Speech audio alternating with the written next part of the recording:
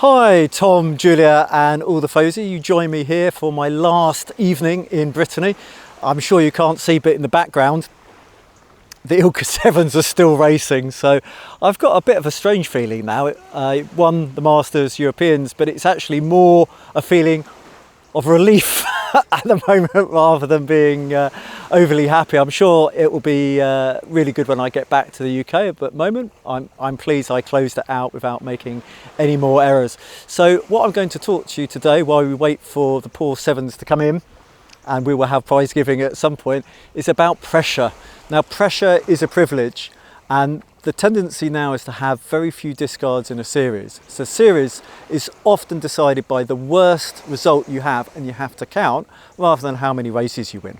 Indeed, it's perfectly possible to win a championships without winning a race. So pressure is a privilege, and I try to make myself enjoy it because early on, in fact I believe it was day 2, I picked up a UFD, and that meant from that moment forward one large mistake, so 2 yellow flags, a black flag, a protest, any sort of disqualification that you pick up in the rest of the regatta, I would have to count, and that would be game over.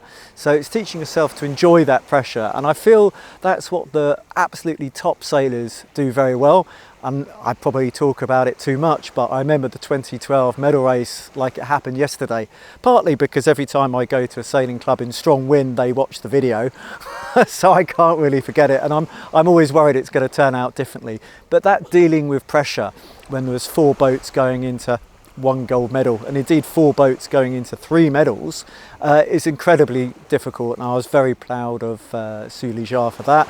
And we talked about being an actress and giving a performance, and that's exactly what the situation is. So today it would be very easy for me not to want to sail, because obviously if you're winning a regatta, in a perfect world the regatta stops and you've definitely won, whereas with a very tricky forecast, to will myself to have that opportunity to race again and to enjoy the pressure. So I think as a coach I'm pretty sympathetic when sailors are struggling a bit with the mental game, and that's probably what separates those people on the podium. You look at the legends of the sport, and we've done quite a lot of chat with female athletes, so Marit Bouwmeester or Amory Rindam are probably a couple of names that spring to mind.